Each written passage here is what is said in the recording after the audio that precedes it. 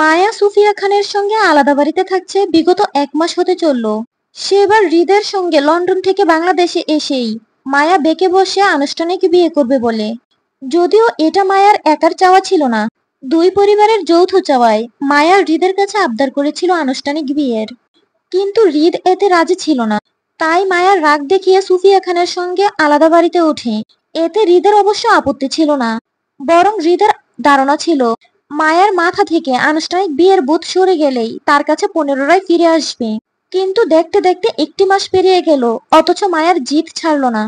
মূলত মায়া তাদের আনুষ্ঠানিক বিয়ের মাধ্যমে দুই পরিবারের মধ্যে সামঞ্জস্যতা করতে চায়। হৃদের সঙ্গে মায়ার পরিবারের আজও কারোর বনিবনা নেই। মায়া চায় অতীত ভুলে দুই পরিবারের মাঝে আন্তরিকতা সৃষ্টি হোক, কিন্তু হৃদের জন্য তা আদৌ সম্ভব হচ্ছে না। সে বরাবরই জেদি, একগুঁয়ে মানুষ। সে যা ভাবে তাই ঠিক, বাকি সব দেখার দরকার নেই তার। এক্ষেত্রে মায়ার ভাবনা অন্যরকম। মায়া হৃদের মতো উদাসীন নয়, আর না সে বাপের বাড়ি স্বামীর বাড়ির কোনোটার একটা ছাড়তে পারবে। মায়ার দুই পরিবারকেই চাই, আর এজন্য মূলত রাগ দেখিয়ে সুফিয়া খানের সঙ্গে থাকছে। কিন্তু এতে কাজের কাজ কিছুই হলো না। সুফিয়া খানও যে কোনো সময় ঢাকা থেকে চট্টগ্রাম স্থানান্তর হতে পারে চিরতরে। সুফিয়া খান মূলত ওনার পেশাগত ইস্তফা জমা দিতে এবং হাতে যে কেসগুলো ছিল সেগুলো মীমাংসা করার জন্য চট্টগ্রামে থেকে ঢাকায় এসেছিলেন। মায়ার ধারণা ছিল সুফিয়া খানের কাজ শেষ হওয়ার আগে সেই সুযোগে হৃদকে নিজের আনুষ্ঠানিক বিয়ের জন্য মানিয়ে নিবে, কিন্তু সেটাও হলো না। আর কয়েকদিন বাদে সুফিয়া খান চট্টগ্রাম চলে গেলে মায়ার না চাইতেও হৃদের বাড়িতে গিয়ে উঠতে হবে। তখন হৃদকে ওদের আনুষ্ঠানিক বিয়ের জন্য কোনোভাবেই রাজি করানো যাবে না। ওহ, অস্থির দিশাহীন মায়া কিভাবে হৃদকে আনুষ্ঠানিক বিয়ের জন্য রাজি করাবে সেই ভেবে গড়জোড়ে পায়চারি করতে লাগলো অস্থিরতায়। জুই বাংলাদেশে নেই, আয়নের সঙ্গে লন্ডনে আছে শ্বশুরবাড়িতে। কবে দেশে আসবে তারও ঠিক নেই। রাফাও আশুগঞ্জে আছে নিজের শ্বশুরবাড়িতে। এই অসময়ে মায়া কার কাছ থেকে সাহায্য চাইবে? আচ্ছা, মায়া একবার রাদিফ ভাইয়ের সাথে কথা বলবে। রাদিফ তো এখন চট্টগ্রামে আছে, বাবার দলের সঙ্গ দিচ্ছে। এখন কল দিলে নিশ্চয়ই মায়াকে ফিরাবে না রাদিফ। অস্থির উত্তেজিত মায়া হাতের ফোনটায় রাদিফকে কল করার আগে ভাবলো হৃদের সঙ্গে একবার কথা বলে নিবে। তাই মায়া প্রথমে হৃদকে কল করলো। আজ দুপুরে মায়া হৃদের সঙ্গে ওইভাবে রাগারাগি করে চলে এসেছিল। এরপর আর দুজনের কথা হয়নি। এখন রাত 8টা 14, হৃদ নিশ্চয়ই অফিসে আছে। মনস্তাত্ত্বিক ভাবনায় মায়া হৃদের নাম্বারে কল মিলিয়েও তৎক্ষণাৎ কেটে দিল কি মনে করে। পুনরায় রাদিফের নাম্বারে কল মিলাতেই প্রথমবারেই কল রিসিভ করলো রাদিফ।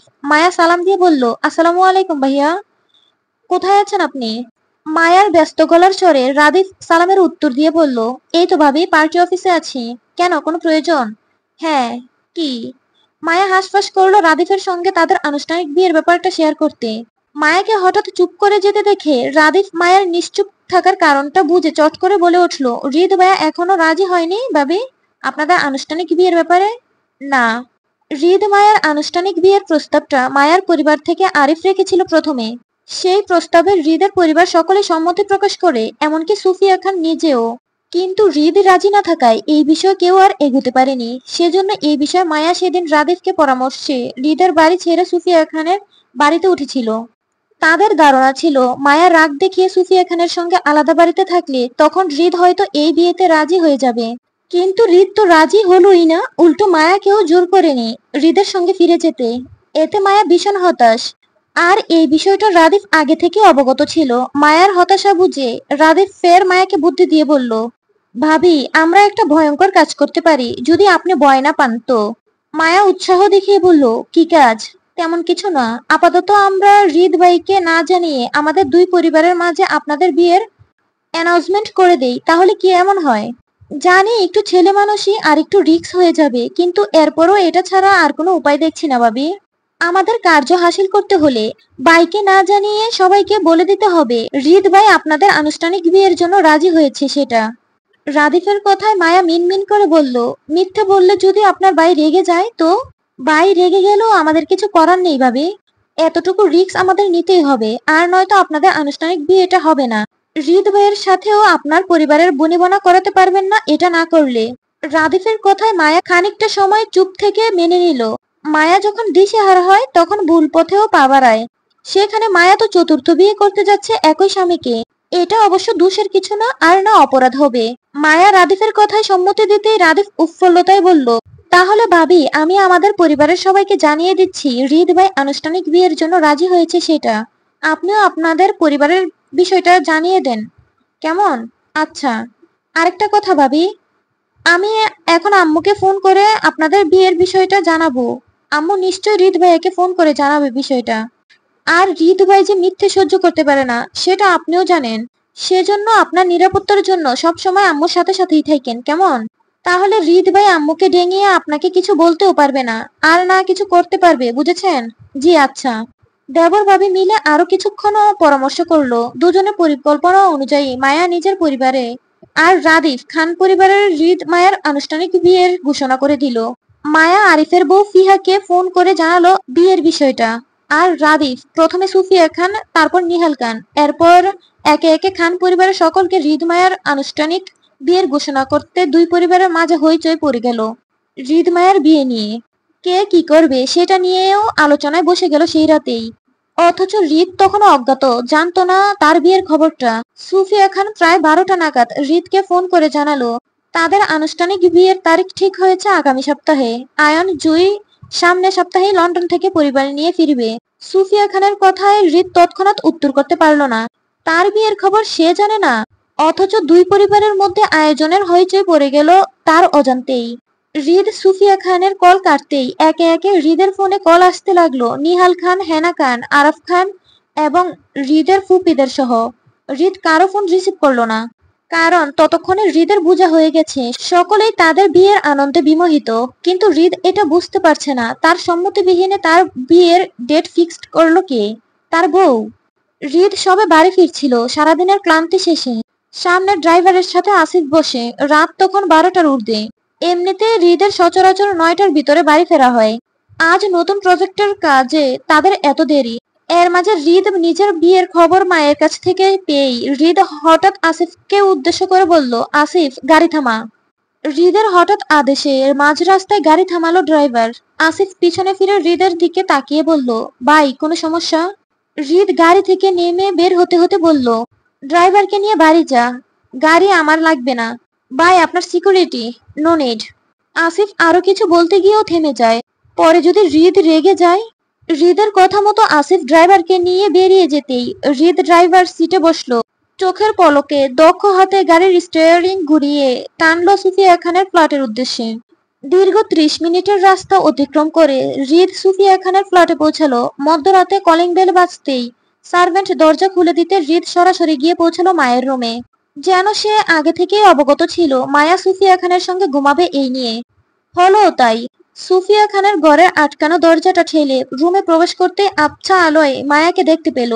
সুফিয়া খান পাশাপাশি বিছানায় শুয়ে, গায়ের কম্বল গলা অবধি টেনে রাখা।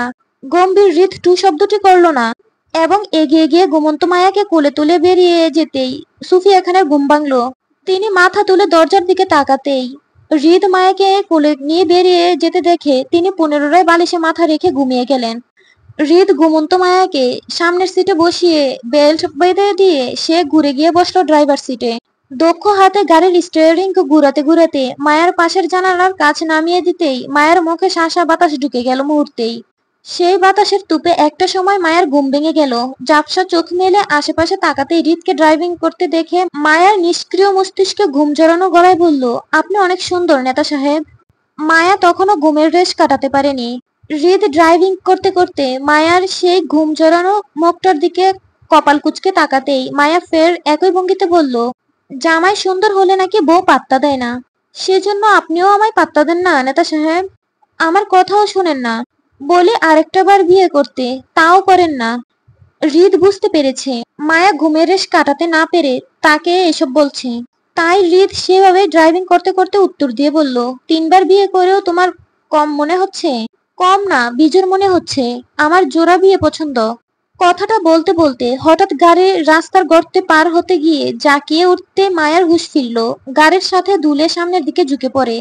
মায়ার ঘুমের রেশ তখনই কেটে যেতেই তড়িঘড়ি করে উঠে বসলো।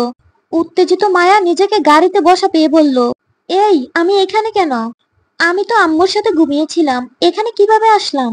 মায়া চিৎকার করে পাশে তাকাতেই হৃদকে দেখে ভয়ে লাফিয়ে উঠে বুকে থুতু ছিটিয়ে ফের বলল, আল্লাহ মাবুদ, আপনি কি ভূত? যখন তখন ভয় দেখান শুধু।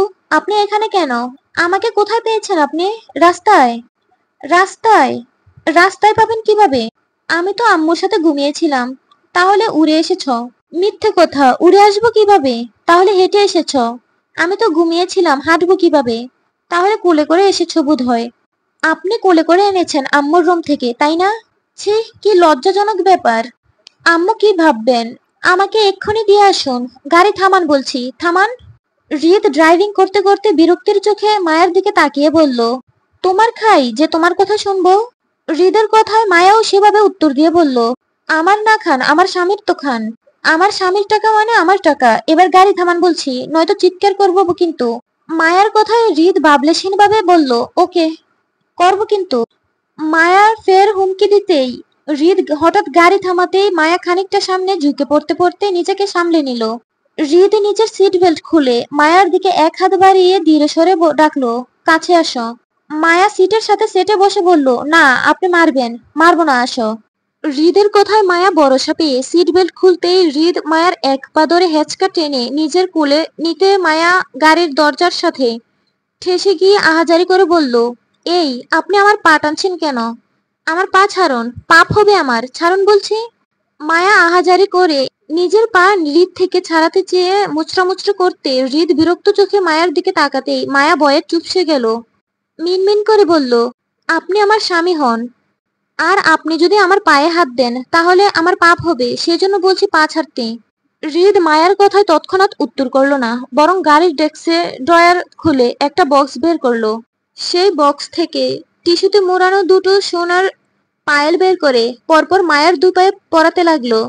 আজ দুপুরে হৃদ লক্ষ্য করেছিল মায়ের খালি পা দুটো।